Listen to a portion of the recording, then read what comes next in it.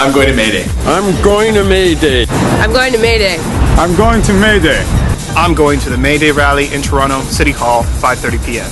We are going to May Day! So today is May 1st, 2013, and does anybody know what day it is? It's May Day. So people are probably wondering, why do we celebrate May Day? Who celebrates May Day? Why doesn't Canada officially celebrate May Day? Biggest question of all, what is May Day?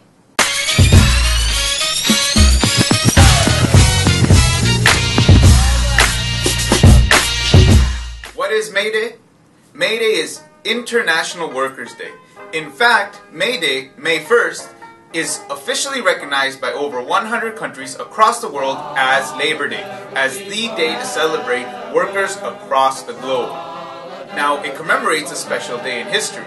On May 1st, 1886, hundreds of workers took to the streets in protest and on strike, fighting for better conditions in their workplace. And above all, something that's paramount and has become so important to us in North America, the 8-hour workday. Now, while these protesters were hitting the streets in Chicago, Illinois, the police opened fire on the workers who were peacefully demonstrating and fighting for some of the most fundamental rights that we enjoy today.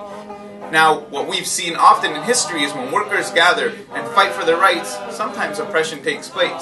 And it's for this reason that May 1st commemorates the day that workers were attacked simply for fighting for their rights. International Workers' Day also sees hundreds, if not thousands of people across the globe take to the streets to ensure that people are well aware of the importance of workers and the contributions they make to this society, to all economies across the globe. Without workers, companies can't make profits, governments can't function, and so May 1st is that. The day that commemorates, the day that acknowledges, and the day that celebrates workers across the globe.